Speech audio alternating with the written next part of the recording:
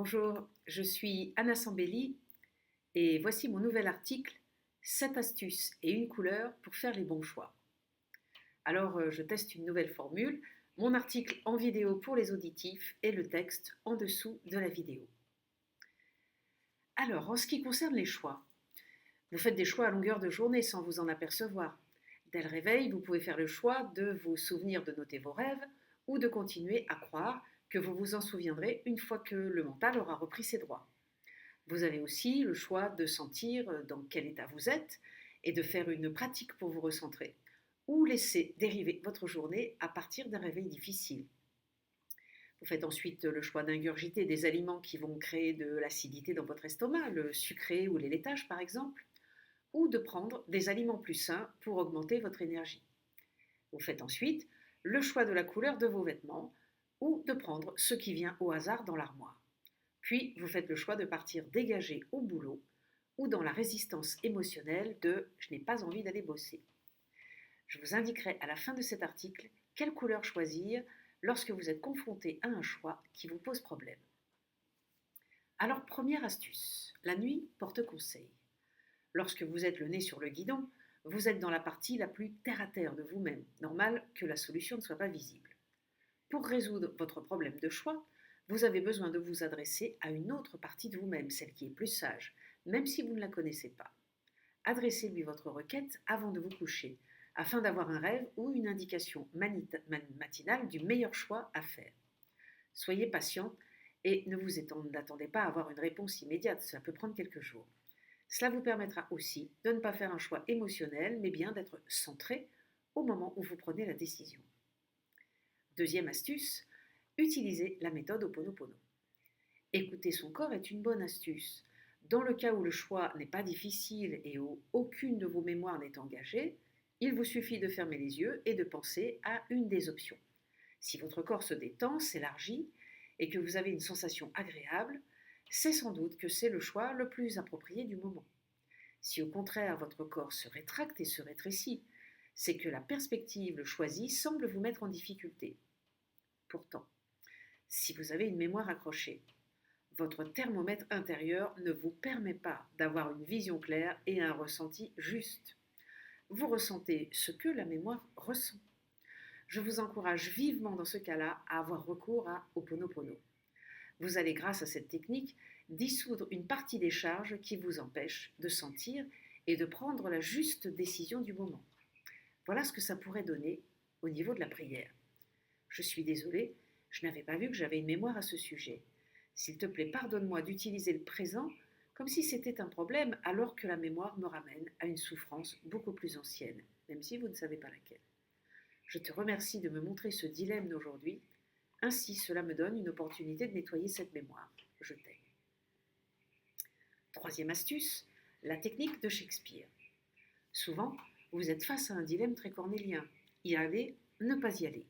Faire l'achat, ne pas faire l'achat, ce qui revient à une seule et unique question, faire ou ne pas faire.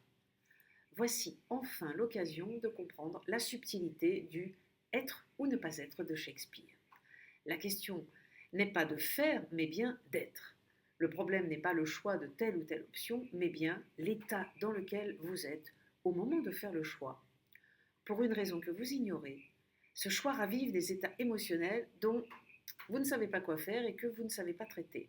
C'est le moment de vous occuper de votre état intérieur, vous vous occuperez du choix plus tard. Quatrième astuce, la technique du troisième larron.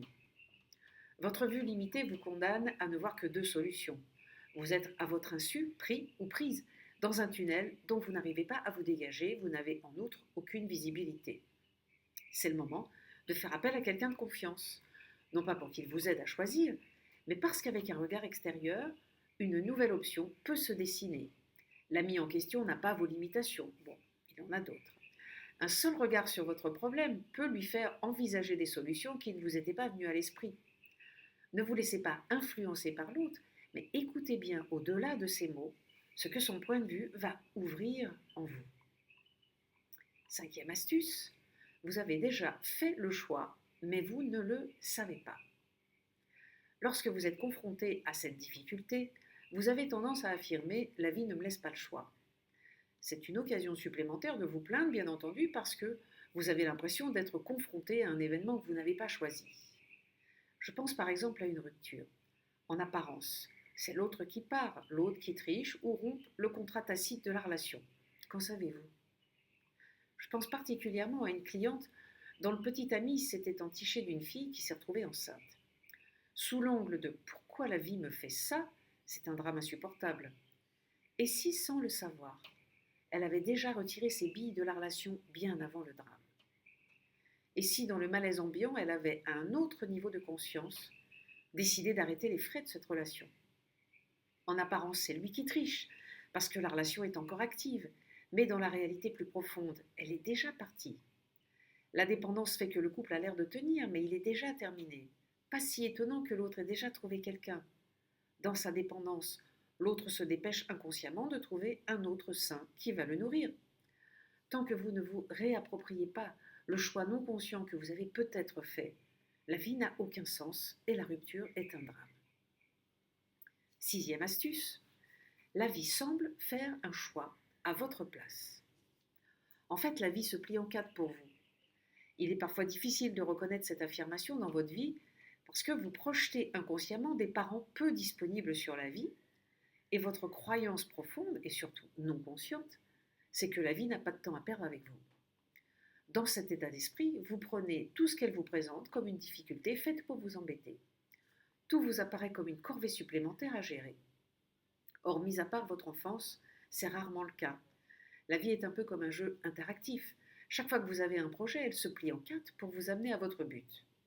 Je connais une personne proche qui se retrouve confrontée à craindre des difficultés matérielles à venir. C'est un peu comme si elle disait « J'ai déjà du mal à me concentrer sur mon projet ». Elle lance une nouvelle activité. Pourquoi est-ce que j'ai en plus à me soucier de l'argent? Le fantôme de l'insécurité financière apparaît alors comme un empêcheur de tourner en rond. Pourtant, si on y regarde de plus près, la vie se plie réellement en quatre pour lui faire atteindre son objectif. Comme elle veut lancer son activité, la vie la prépare à ne plus avoir de soutien financier. Si elle en avait, elle repousserait sans le savoir le moment de se lancer. Sans cette compréhension, son dilemme s'est alors transformé en est-ce que je fais rapidement un produit pour gagner ma vie ou est-ce que je deviens créative à faire ce que j'aime et ce pourquoi je suis douée?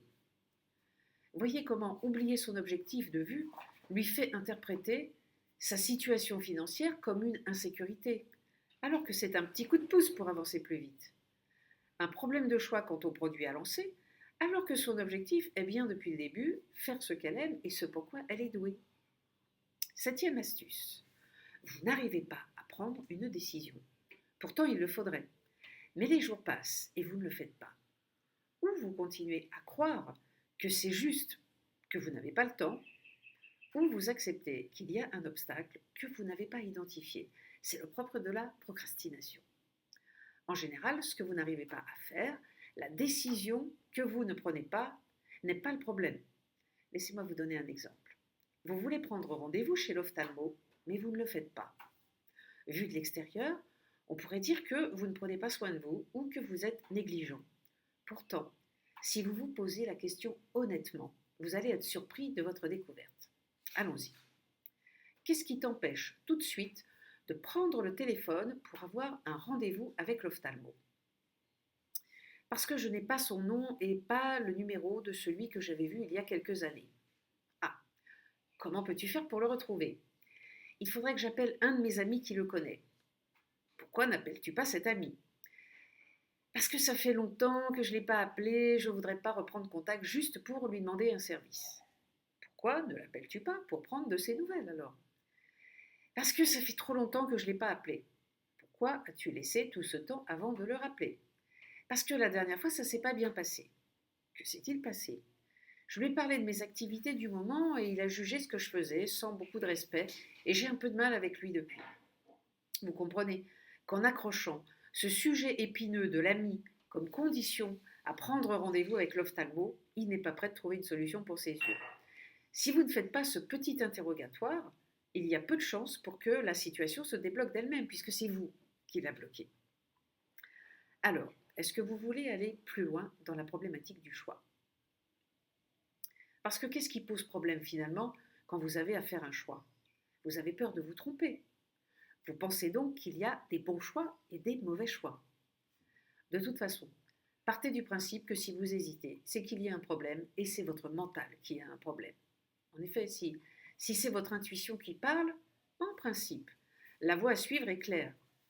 Si vous n'êtes pas certain que c'est votre intuition qui parle, c'est bien parce que votre mental a parlé plus fort. Il poursuit des objectifs qui ne sont pas les vôtres, comme réparer son enfance, survivre alors qu'il n'est pas en danger, sécuriser, tout quitte à ne pas vivre. Si vous êtes encore aux prises avec des éléments du passé non digérés, la vie va vous les représenter sous une forme déguisée. Laissez-moi vous donner l'exemple d'un homme qui veut se faire un tatouage.